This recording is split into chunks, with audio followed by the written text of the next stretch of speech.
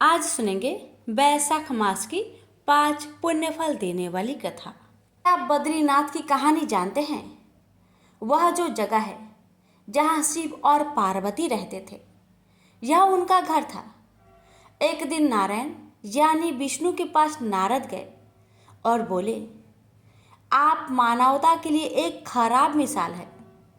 आप हर समय शेषनाग के ऊपर लेटे रहते हैं। आपकी पत्नी लक्ष्मी हमेशा आपकी सेवा में लगी रहती है और आपको लाड़ करती रहती है। इस ग्रह के अन्य प्राणियों के लिए आप अच्छी मिसाल नहीं बन पा रहे हैं। आपको सृष्टि के सभी जीवों के लिए कुछ अर्थपूर्ण कार्य करना चाहिए। इस आलोचना से बचने और साथ ही अपने उत्थान के लिए भगवान को भी ऐसा करना पड़ता है।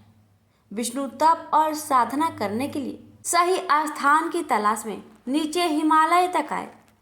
वहां उन्हें मिला बद्रीनाथ, एक अच्छा सा छोटा सा घर जहां सब कुछ वैसा ही था जैसा उन्होंने सोचा था। साधना के लिए सबसे आदर्श जगह लगी उन्हें यह। वह उस घर के अंदर गए। घुसते ही उन्हें पता चल गया कि यह तो शिव का निवास है और वह तो बड़े खतरनाक व्यक्ति है। अगर उन्हें गुस्सा आ गया तो वह आपका ही नहीं, खुद का भी गला काट सकते हैं। ऐसे में नारायण ने खुद को एक छोटे से बच्चे के रूप में बदल लिया और घर के सामने बैठ गए। उस वक्त शिव और पार्वती बाहर कहीं टहलने गए थे। जब वे घर वापस लौटे तो उन्होंने देखा कि एक छोटा सा बच्चा जोर जोर से रो रहा है। पार्वती को दया आ गई। उन्होंने बच्चे को उठाने की कोशिश की। शिव ने पार्वती को रोकते हुए कहा, इस बच्चे को मत छूना। पार्वती ने कहा, कितने क्रूर है आप, कैसी नासमझी की बात कर रहे हैं। मैं तो इस बच्चे को उठाने जा रही हूँ, देखिए तो कैसे रो रहा है। शिव बोले, जो तुम देख रही हो उस पर भरोसा मत करो। मैं कह रहा हूँ ना, इस बच्चे को मत उठाओ। बच्चे के लिए पार्वती की स्त्री सुलभ मन भावना ने उन्हें शिव की बातों को नहीं मानने दिया। उन्होंने कहा, आप कुछ भी कहे, मुझे कोई फर्क नहीं पड़ता। मेरे अंदर की माँ बच्चे को इस तरह रोते नहीं देख सकती। मैं तो इस बच्चे को जरूर उठाऊंगी। और यह कहकर उन्होंने बच्चे को उठाकर अपनी गोद में ले लिया। बच्चा पार्वती की गोद में आराम से था और शिव की तरफ बहुत ही खुश होकर देख रहा था। शिव इसका नतीजा जानते थे, लेकिन करे तो क्या करे। इसलिए उन्होंने कहा, ठीक है, चलो देखते हैं क्या होता है। पार्वती ने बच्चे को खिला पिलाकर चुप किया और वहीं घर पर छोड़कर खुद शिव के साथ गर्म पानी में स्नान करने के लिए बाहर चली गई। वहां पर गर्म पानी की कुंड है। उसी कुंड पर स्नान के लिए शिव पार्वती चले गए। लौटकर आए तो देखा कि घर अंदर से बंद था। शिव तो जानते ही थे कि अब खेल शुरू हो गया है।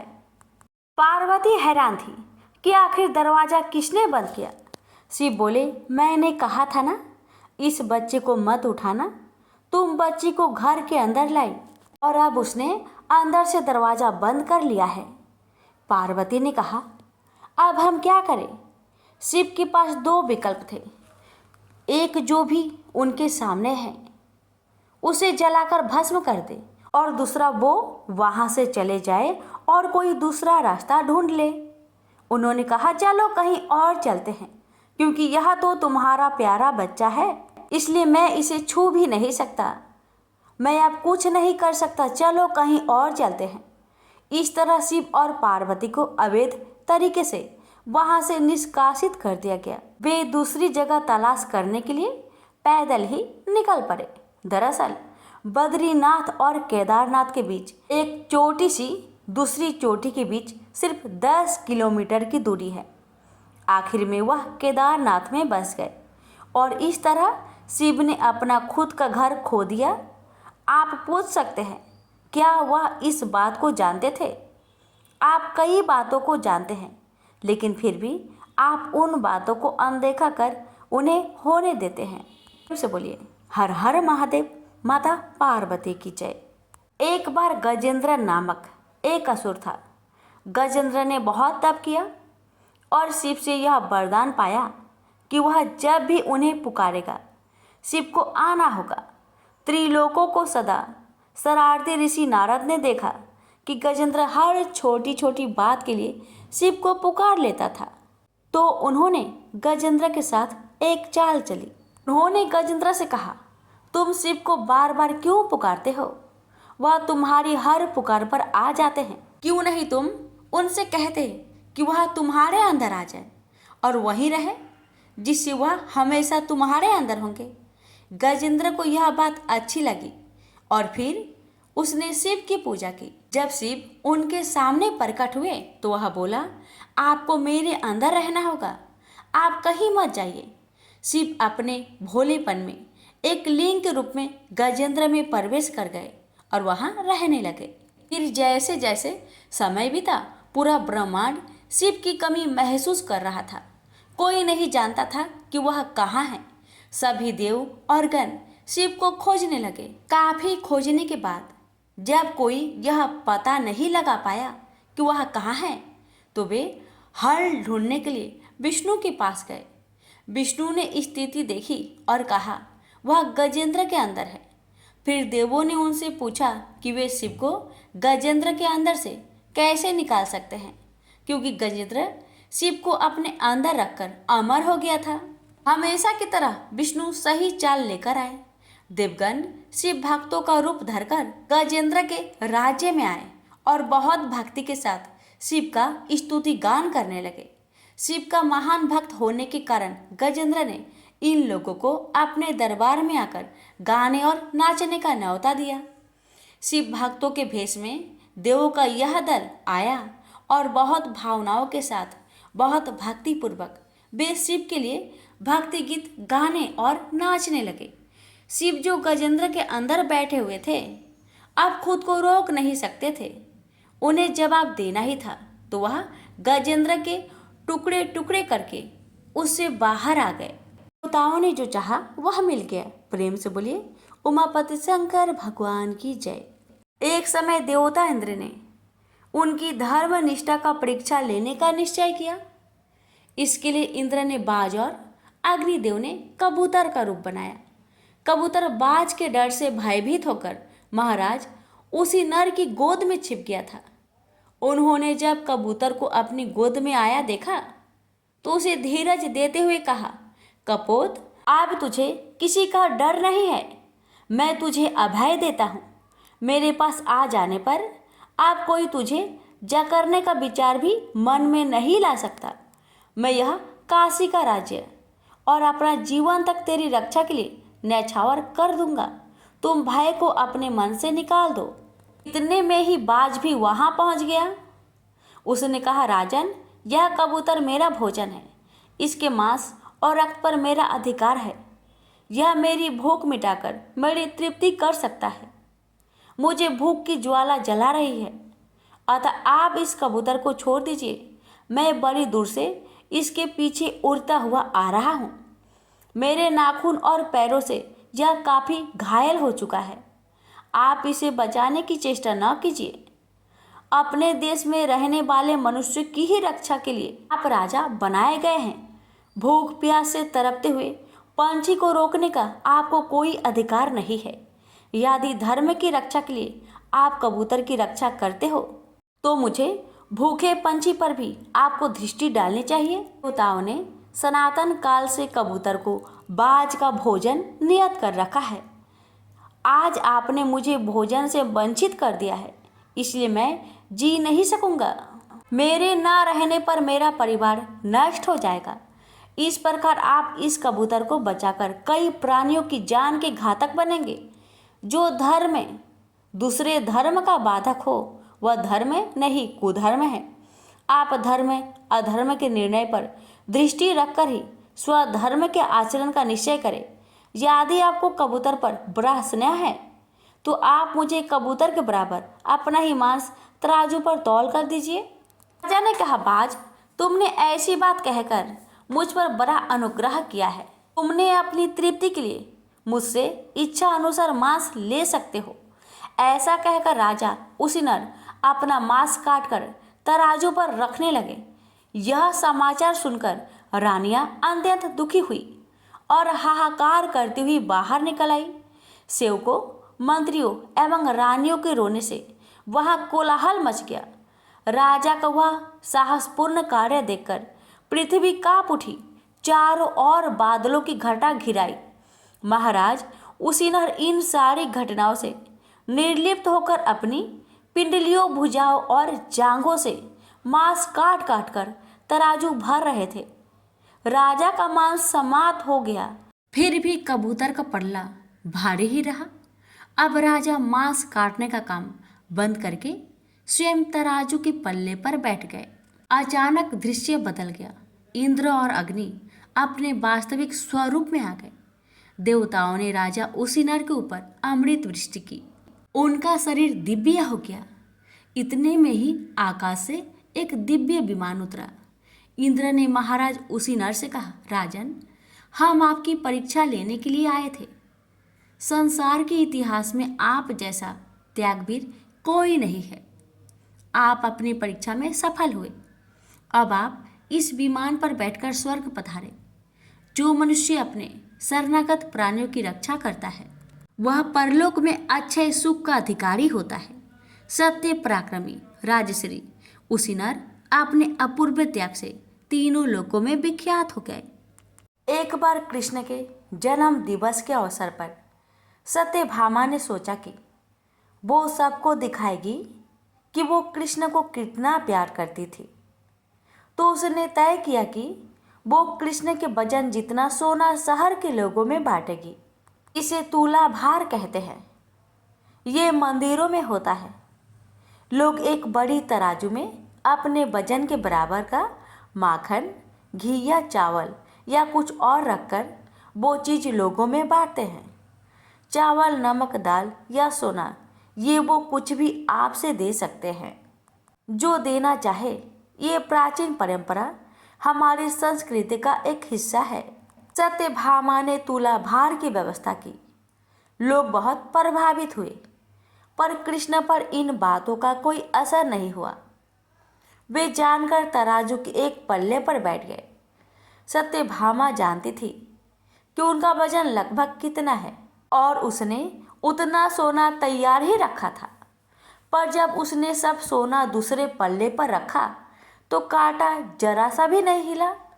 कृष्ण का पल्ला थोड़ा भी ऊपर नहीं हुआ।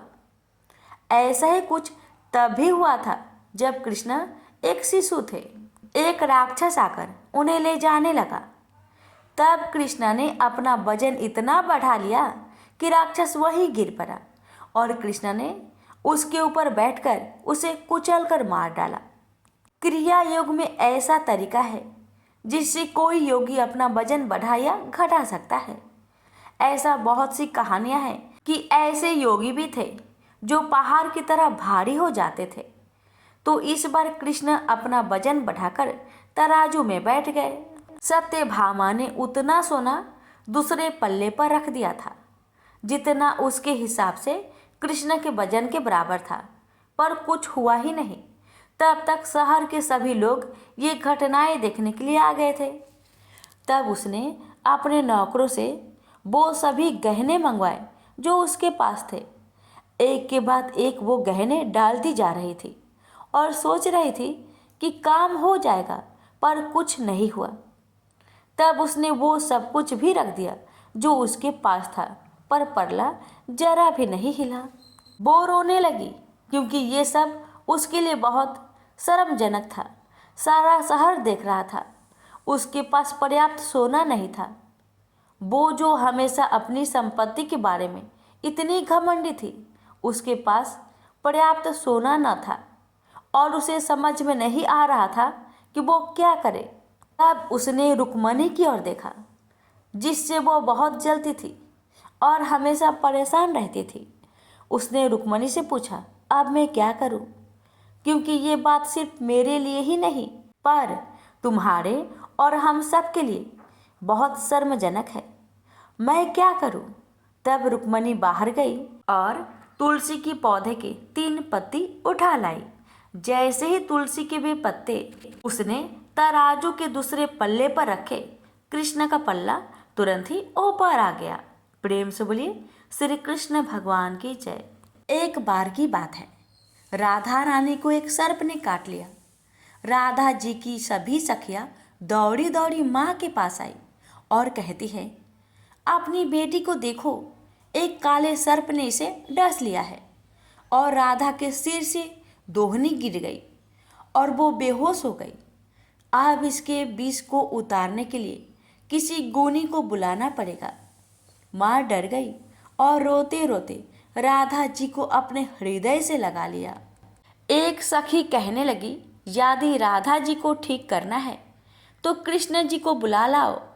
अगर कृष्ण जी आ जाएंगे तो राधा जी तुरंत ही जीवित हो जाएगी, क्योंकि कृष्ण जी गरुड़ी हैं। तीनों लोकों में उनसे श्रेष्ठ कोई नहीं है। सूरदास जी बता रहे हैं कि राधा रानी को ठीक करने के लिए आज कृष्ण जी को बुलाया जा रहा है। अब राधा रानी की सखियाँ कृष्ण जी की मैया यशोदा के पास आई हैं और कहती हैं, तुम्हारा कृष्ण सांप के विष को मंत्रों से उतारने वाले गरुड़ी है, आप अपने पुत्र को हमारे साथ भेज दो। राधा रानी को काले सांप ने डस लिया है। ये सब सुनकर माँ मुस्कुराने लगी कि अभी थोड़ी देर पहले तो राधा मेरे घर आई थी। राधा रानी की मूर्छा के मूल कारण को समझकर माँ यशोदा चुप हो गई और सखियों को अपने हंसने का कारण नहीं बताया। माँ ने कृष्ण जी को पुकारा और माँ कहती है, राधा के यहाँ कीर्ति नाम की ग्वालिन तुम्हें बुलाने आई थी, तुम वहाँ चले जाओ। राधा को काले सांप ने डस लिया है और तुम कब से गरुड़ी बन गए लल्ला, जल्दी जाओ और उसका विष गार आओ। माँ ने मन ही मन मुस्कुराकर कहा, कृष्णा, सुना है तुम कुछ ऐसा मंत्र जानते हो कि काले सांप का विष उतर जाता है। भगवान कृष्ण जी गरुड़ी बनकर वहां गए।